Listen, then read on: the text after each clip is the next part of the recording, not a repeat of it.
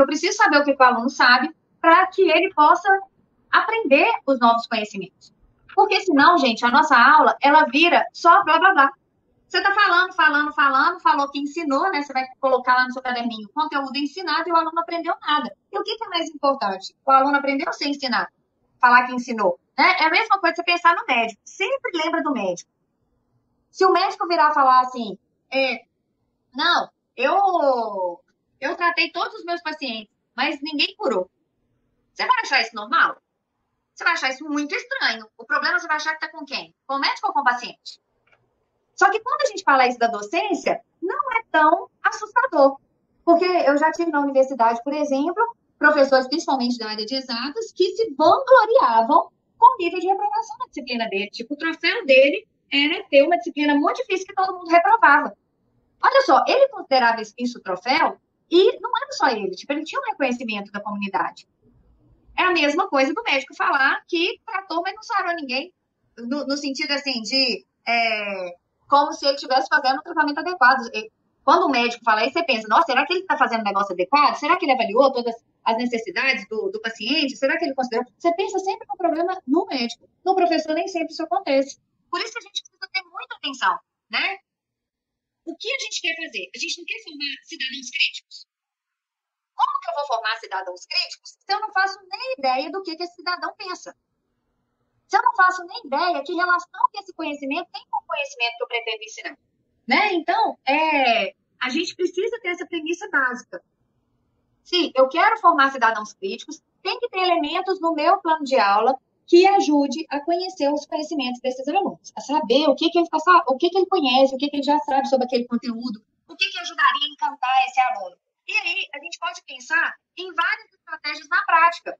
Né? Quais exercícios que a gente poderia fazer que ajudaria no levantamento dessas concepções prévias? Vamos pensar aqui coletivamente? Vou colar na nossa anotação aqui. Ó. Que exercícios para fazer levantamento de conhecimento prévio? O que a gente pode fazer para fazer levantamento de concepções prévias? Pode começar com perguntas, assim, perguntas simples, né, para motivar os estudantes. Pode ser um questionário que depois você vai avaliar com mais calma, mas pode ser só pergunta ali no início da aula, por exemplo. Pode ser uma reportagem que você viu, que vai começar a trazer a discussão para levantar. Pode ser um esquema, né? Tipo, você mostra um esquema, tipo do... Aqui tem algum tipo de infográfico, é isso que você está pensando? Aham. Pode ser alguma coisa que você pede para os meninos fazerem infográfico. Por exemplo, vamos falar um levantamento de quais são os problemas que tem no caminho deles para a escola. Então, eles vão ter que fotografar o caminho deles para a escola e depois vão fazer uma discussão sobre as coisas que chamaram a atenção. Vamos supor que você está trabalhando aí na geografia, a ocupação dos espaços urbanos, né, para pensar quais são os desafios que cada região enfrenta. E aí eles vão ter que fotografar o caminho para poder fazer esse levantamento de quais são os problemas que tem na comunidade, o que chama a atenção, o que eles acham que precisava de mais cuidado. Ou usar fotos, né? Às vezes você não vai pedir para os alunos fotografarem o caminho, mas você vai usar diferentes fotos que eles vão começar a pensar sobre o assunto. Exatamente. Você falando isso, eu lembrei uma vez, acho que foi 2020, que teve aquelas chuvas bem fortes aqui em Belo Horizonte. E aí eu fui discutir com os alunos sobre...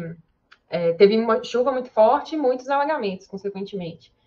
E aí a gente foi pensar assim, porque alguns lugares que foram destruídos, visualmente, a gente não vê o rio ou o córrego passando, porque esses rios e córregos, foram tampados, né, por avenidas e etc. Então, eu peguei fotos antigas da cidade para mostrar aos alunos, para começar a pensar sobre essa questão né, quais rios passam em Belo Horizonte, por que esse lugar alagou, qual que seria o curso natural de um rio. Então, quando a gente pensa nos rios, eles fazem curvas. Os rios na cidade são todos retilíneos, muitas vezes.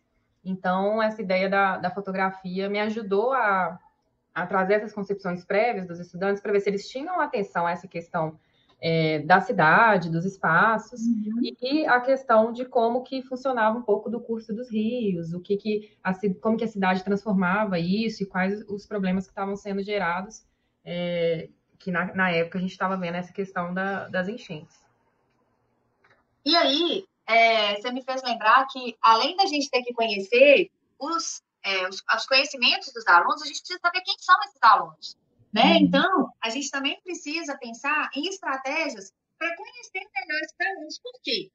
Às vezes, um anime, um desenho que esse aluno assiste, uma série, vão ser elementos contextuais que vão te ajudar a introduzir, a chamar a atenção de uma forma que ele fala, poxa vida, olha só, você conseguiu conectar um negócio que eu gosto muito com o seu conteúdo, sabe? É uma coisa assim, que vai ajudar você a entender melhor quem são essas pessoas, né? Com quem você está convivendo, independente da idade delas. E estabelecer diálogos mais conectados, né? Um diálogo mais estreito, assim, entre as verdades e os desejos dessa pessoa, ou como enfrentar os medos, né? Porque às vezes o seu conteúdo vai ajudar a superar determinados medos, né? Dependendo da área do que for ser discutido.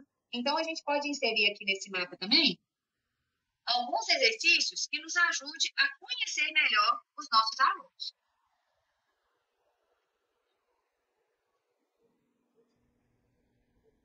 Eu sempre, no início do ano, mando um formulário também, perguntando coisas pessoais, assim, hobbies, livros que gostam de ler, séries ou filmes que gostam de assistir, personagens que eles gostam. Então, isso vai me ajudar a trazer alguns desses elementos também para a aula. Músicas também.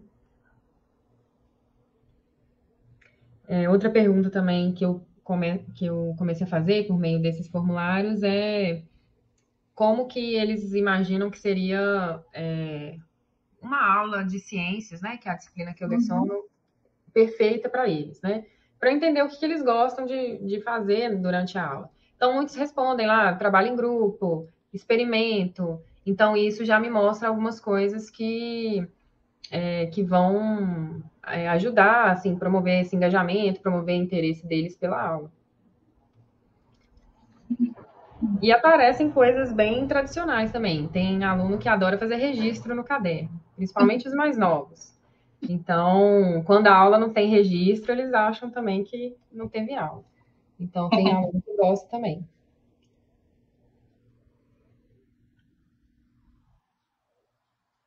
Eu pergunto se eles gostam de trabalhar mais em grupo ou mais sozinhos, se eles gostam de ambientes mais calmos para estudar, ou se eles, né, conseguem focar mesmo se tiver acontecendo outras coisas ao mesmo tempo.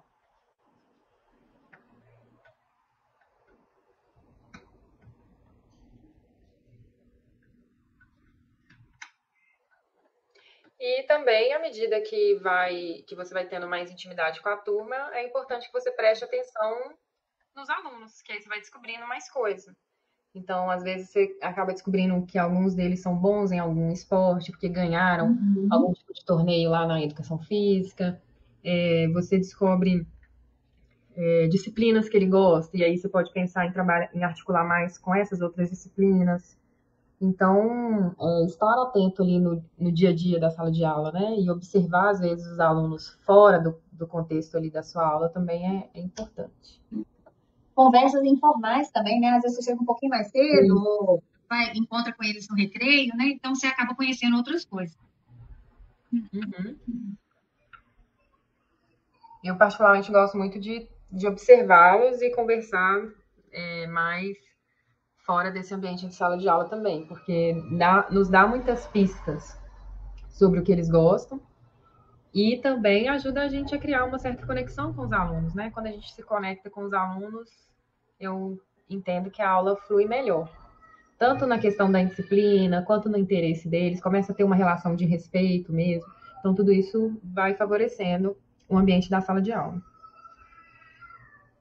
Tem mais algum, André, que você quer colocar aqui? Acho que não.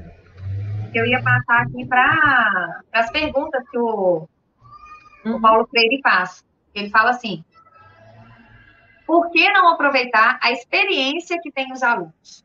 por que não discutir com os alunos a realidade concreta que se deva associar à disciplina cujo conteúdo se ensina?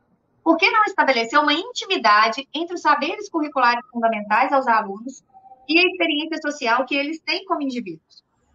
Então, essas perguntas, elas vão trazer uma outra dimensão, que está muito conectada com o que a gente estava falando antes, né? Porque se eu conheço os alunos, se eu entendo melhor sobre a realidade que eles vivem, se eu conheço melhor a forma como eles estruturam o conhecimento e o pensamento em relação aos temas que eu quero discutir, o que vai acontecer? Eu tenho muito mais facilidade para poder estabelecer essa intimidade entre o conhecimento curricular e o conhecimento dos alunos, né?